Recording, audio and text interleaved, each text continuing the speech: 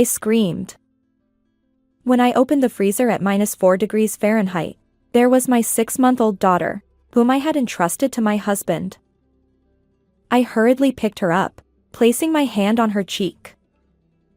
Her face was cold, and I couldn't hear her crying. At that moment, I collapsed right there.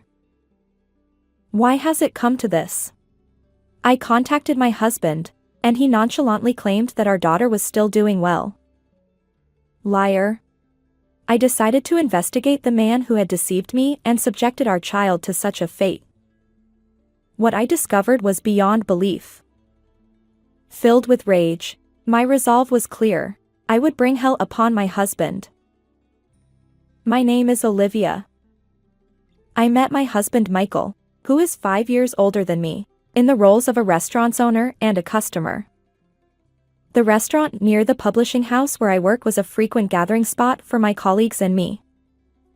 Michael was always busy working in the restaurant, and I found myself admiring his hard work. Fate brought us together, and our relationship blossomed. We got married when I was 34, starting our new life together in the upstairs residence of the restaurant. Shortly after moving in, I discovered I was pregnant. Michael's joyful reaction was priceless. Is it true? Olivia, you did it! I'm finally going to be a dad. Throughout the pregnancy, we eagerly awaited the day we would meet our child, sharing ultrasound photos from each checkup. After working almost until the last moment, I gave birth to our daughter, Mia. Despite the challenges of first-time parenting, our life together, with a loving husband and an adorable child, was pure happiness. Since our child was born, Michael has become busier with work, and I've taken care of most of the household chores and childcare during my maternity leave. While I understood that it couldn't be helped, I worried about his well-being. "Aren't you getting enough sleep?" I asked. His response: Well, I'm managing somehow. Our home was on the first floor of the restaurant, so at least he didn't have a commute. However, during this time, there were plans for a new shop, and he would leave every day for meetings, returning late at night. Additionally, he visited other restaurants with employees to develop new menu items after closing his own shop. Mornings were a rush, as he'd sleep until the last minute before preparations began. Unfortunately, this busy schedule left him with very little time for Mia. "Hey, would you accompany me tomorrow on your day off to buy some children's clothes?" No way. I'm tired. Can't you let me sleep on the day the shop is closed? My husband's fatigue from work seems to have affected his mood. When our daughter wakes up in the middle of the night and fusses, he yells, Enough! Make her stop crying. Not only that, but in his frustration, he throws nearby objects at us. I tried to reason with him, saying, "Mia is still a baby, it can't be helped." But he wouldn't listen. Finally, he snapped. Enough already! I'm going to sleep at the shop. With those words, he stormed out of the house. I keep telling myself that once things settle down with the new shop, maybe Michael's feelings will change.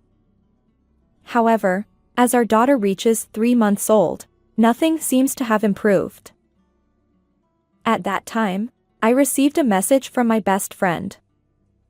She was getting married at a resort location within the United States in 3 months, and she wanted me to attend. Although I explained that it might be difficult, she insisted and even asked me to give a speech.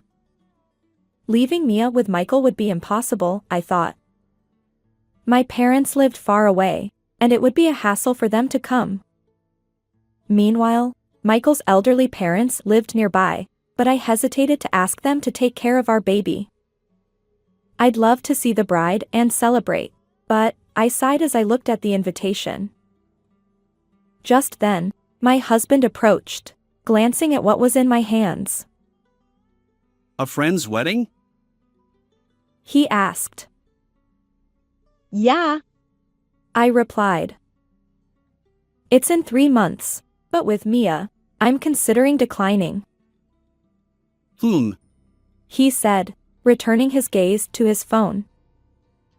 However, a few minutes later, my husband approached me again. Go ahead and attend. I was taken aback. What do you mean? I asked. He replied. The wedding. Since I'll take a break from the shop and take care of Mia, you should go. His unexpected suggestion left me speechless, and I couldn't respond immediately. Are you sure? Even though it's a resort location within the US, it's quite far, and if something happens, I won't be able to return quickly because of the flight. I expressed my concerns. But he reassured me. It's okay. Take a break once in a while. Thank you. I had honest concerns about my husband, who hadn't been involved in taking care of our daughter much since she was born, being able to handle it alone for several days. However, I didn't want to dampen his enthusiasm, so I swallowed my words and asked him to do it. Over the next 3 months, I carefully taught Michael how to take care of Mia, considering his schedule. And on the day I departed for my friend's wedding, take care. Yeah. Leave it to me. Have a great time. I entrusted our daughter to him and left home as planned. However, upon arriving at the airport, an announcement informed me that the flight was cancelled due to sudden bad weather. I contacted my friend to apologize for the last-minute cancellation. As I tried to call Michael to explain, there was no answer. Is he struggling with taking care of Mia? I wondered. Imagining that scene made me feel somewhat amused. I decided not to bother sending an email, assuming he wouldn't have time to read it, and returned home. When I arrived home, drenched in the sideways rain, neither my husband nor our daughter was in the living room or bedroom. Yet, considering the stormy weather, it seemed unlikely they had gone out. Since it was the shop's scheduled day off, I ventured downstairs just to be sure. The atmosphere there was eerily quiet, and I couldn't sense anyone's presence. However, the light in the pantry, where he kept the freezer and other supplies, was on. Did someone forget to turn it off? I wondered. As I stepped into the room, I noticed that the freezer door was slightly ajar, allowing cold air to escape. Concerned about the perishable items inside, I decided to check. When I opened the door, I screamed. I was met with a chilling sight. Our 6-month-old daughter, Mia, placed in a basket and stored in the freezer at a bone-chilling -4 degrees Fahrenheit, I immediately pulled her out and held her close. Mia, stay with me. Her face was icy, and she made no sound. Despair washed over me as I cradled her. But I knew I had to act quickly. I called an ambulance, and as they rushed Mia to the emergency room, I silently prayed for her safety. Why did this happen? Where on earth is Michael? I called my husband repeatedly, but each time, it went straight to voicemail without connecting. Frustrated, I decided to test the waters by sending him an email, intentionally asking about our daughter's well-being. To my surprise, I received a message saying, Mia is happily playing. Enjoy the wedding. Yet, at that very moment, our daughter was still receiving medical treatment behind that door. Liar. The rage I felt toward Michael was boiling inside me. It was then that I resolved to seek thorough revenge against him and took action. 3 days later, my husband returned home. Instead of heading for our house, he went straight to the shop. I watched his actions through the baby monitor camera I had installed in the shop from our upstairs residence. Without hesitation, he walked toward the room where the freezer was located. Through the camera, he seemed somewhat frantic. Whoa! His scream echoed all the way to the second floor. I quietly followed him downstairs and stood behind him. He muttered something, almost like a chant. "Why are you shouting so loudly? I can hear you all the way upstairs." Startled, he turned around when he noticed my presence. Huh? Why? He stammered. Mia would be frightened. Was she behaving well? I asked, noticing our daughter's clothes behind him. As I leaned in to see Mia's face, Michael used his entire body to block me. "I want to hold her quickly, so could you move aside?" He stammered. No, she's sleeping now, it's better to leave her alone. But I couldn't wait. Even just her sleeping face. Ah! I screamed, and Michael awkwardly averted his eyes. "What's going on? Where's Mia?" I demanded. He hesitated. Well, you see. It was no wonder. The basket in the freezer should have contained our daughter, but instead, there was a baby doll dressed in Mia's clothes. Of course, it was all my doing, a carefully orchestrated performance. Please bear with this exchange a little longer. This was just her plaything. Really? So where's Mia? She's being looked after. Yes. She's temporarily with someone else. Michael piled on the lies, desperately trying to salvage the situation. Then he looked at me, realization dawning on his face. Why are you here? Wasn't your return scheduled for the evening? If I return home early, would it cause any problems? No, it's not like that. In reality, when I decided to take revenge on Michael, I had sent him an email. It stated that I would continue entrusting our daughter to him and that I would return home 3 days later in the evening. That email was a lie. On that day, the flight was cancelled due to bad weather, so I couldn't go. That's why I immediately returned home. Huh? I didn't hear anything about that. Why didn't you contact me sooner? But it wasn't you who didn't answer. Even so. I also miss calls sometimes. Michael, who had been assertive until then, grew increasingly timid, and toward the end, he mumbled so softly that I could barely hear him. However, whether he answered the phone at that moment no longer mattered. My anger wasn't about such trivial matters. Claiming that you left Mia with someone else was a lie, right? After all, when I returned home, you weren't here, and our daughter was in the freezer. Did you know? And yet, you even used such a doll to play a disgusting prank. Michael retorted, growing defensive as he approached me. But I stood my ground. Who's the real lowest of the low? When I asked you about Mia's well-being in that email, you said she was happily playing. Michael's face twisted in frustration. And yet, at that moment, she was already at the hospital. You liar. What were you doing? Tears welled up as I confronted him. But he avoided eye contact, turning away in silence. Say something, I declared, thrusting a piece of paper in front of my husband's nose. Huh? You were out here, weren't you? The paper was a schedule for a trip. Well, it's because we suddenly had a meeting for the new shop at the hotel. But the reservation was made 3 months ago, right after I decided to attend my friend's wedding. As I checked the date, it aligned with the moment I committed to the wedding.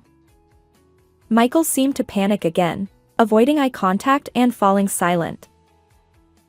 Moreover, you reserved a couple's plan at the hotel. Huh? I wasn't invited. It was something I saw on TV, a popular option. I thought it might benefit our shop, so I went for research. His feeble excuses only increased the suspicion. A faint sheen of sweat appeared on his forehead. Well, so you took you employees along? Yeah, like a company trip. I inwardly sighed at Michael's ever-changing explanations. But now, it was showtime. I couldn't afford to drag out this exchange any longer. What part of this is a business trip, huh? I confronted him, presenting several photos. They showed my husband posing happily with another woman at tourist spots and getting cozy in bathrobes at the hotel. Clearly, it wasn't a work-related trip. They looked like a couple on vacation. Michael pulled out his phone, glancing between the photos I'd handed him and his screen, looking flustered. How did you get these pictures? He demanded, showing me his phone. To his surprise, the same images I'd printed were displayed there. I smirked at him. Did you forget that your phone's contents are accessible from a computer? Michael's face fell as he remembered. You see, he'd previously helped create greeting cards for a customer using his phone data, including addresses. He'd linked his phone and computer, allowing me to access reservation details and even the photos sent by his affair partner from the tourist spots. Moreover, isn't she one of your employees? No wonder you confidently called it a company trip. Michael's affair partner was indeed a 28-year-old woman named Sophia, who worked at his restaurant. To think I was being cheated on right under my nose. Honestly, it's quite shocking. It's hard to see what is under your nose. Michael tried to deflect with a joke, but there was no sign of remorse. I had no lingering feelings for a man like him. I can't forgive what you did to Mia more than your infidelity, I declared. Well, if you've already found out, there's no helping it, Michael retorted, wearing a defiant smile. I wanted to be with Sophia, and I planned to divorce you. As for child support, well, that's another matter. Paying for Mia is a bit much. He seemed reluctant to spend unnecessarily on child support. That's when he saw me agonizing over attending my friend's wedding. Michael had an idea. If he got rid of the daughter he was watching, all problems would vanish. So that day, he locked Mia in the freezer and set off confidently on his affair trip. His plan was to handle it before I returned home and find a clever excuse for her death. Well, it's all ruined because of you. I felt nothing but disgust as he grinned. So where's Mia? When's the funeral? What are you talking about? I'm asking about her. What happened to her? Michael's frustration was evident in his tone. Mia is fine. Right now, my mom is with her at the hospital. What? Is she alive? He looked visibly disappointed. I had discovered Mia shortly after Michael left the house. Her face was cold, and she wasn't crying. I had braced myself for the worst. But while waiting for the ambulance, Mia opened her eyes, yawned, and cried loudly. It seemed she had slept soundly even in that situation. The hospital conducted thorough tests, but there were no abnormalities. Considering her young age, just 6 months, they decided on a slightly longer hospital stay. The freezer had been slightly ajar, and I found her soon after Michael's departure. Mia's survival was a combination of luck, her age, the short time she was inside, and the fortunate circumstances. While I can say this now that she's safe, I'm still amazed by Mia's resilience. How she could sleep soundly anywhere, undisturbed. I'll report this incident to the police, I declared. Huh? Why? She's safe now, so what's the problem? Upon hearing the word police, his eyes widened, and he looked flustered. That's not the issue. What you did could have cost our child's life if things had gone wrong. Damn it. Why didn't the plane fly? If you had attended the wedding, my plan would have been foolproof. He defiantly paced around me, spitting as he spoke. It seemed he lacked any awareness of his wrongdoing. To make him acknowledge his guilt, I planned to involve the police and seek severe consequences. But first, I had another way to teach him a lesson. Regarding this matter, I'll have it written up in the magazine. The reputation of this shop will take a nosedive. Wait a minute. That's unfair. It's an abuse of authority. Michael stopped in his tracks and grabbed my shoulder. But I shook off his hand with all my strength. I'm just doing my job. You may have forgotten, but I used to work for a publishing company, responsible for the magazine section. Before we got married, I frequented my husband's restaurant, which was delicious but not yet popular. So, I wrote an article introducing it in the E-Reporter's Hidden Gem Restaurants section, and it quickly became a thriving establishment. Well, that's how I ended up being appreciated and eventually dating and marrying Michael.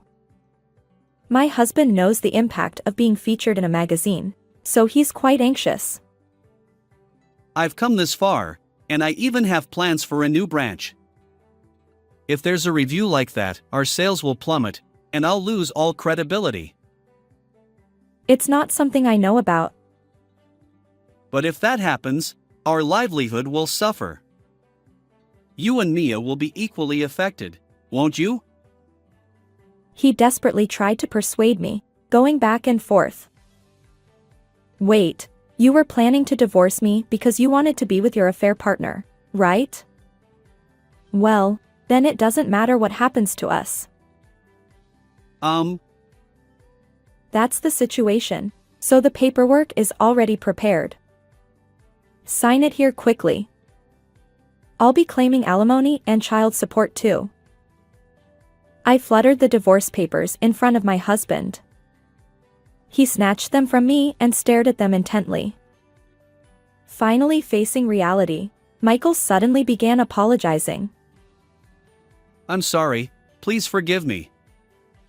I want you to reconsider the divorce, and please keep this from the police. Even as he tearfully pleaded, looking at my husband, I couldn't help but think, what a pitiful person. If an apology is enough, we don't need the police. Regret your actions and live with it. With a firm tone, I pushed him away, and Michael collapsed on the floor, wailing. Afterward, the divorce with my husband was finalized. I demanded a total of $20,000 in compensation for his affair from both him and his lover. Additionally, we agreed that he would pay a lump sum of $63,000 for our daughter's child support. Fearing unnecessary expenses, my husband triggered this incident, unaware of the immense consequences he would face. The police were notified, and Michael was questioned. Subsequently, he was arrested and sentenced to spend some time behind bars. Even without me writing an article, this incident made headlines in the news and was prominently featured in newspapers. Furthermore, social media, where I had shared information about the restaurant, flooded with critical comments regarding the fact that our daughter had been kept in the freezer.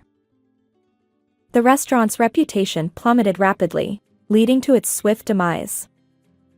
My husband, now with no place to return to, faced the consequences of his actions. On the other hand, I started a new life with my daughter. Since Michael had never been involved in parenting, his absence had no impact. Mia is growing up happily, And I'm determined to keep striving for her smile. How did you find this story? Don't forget to subscribe to the channel. Until next time in our next video.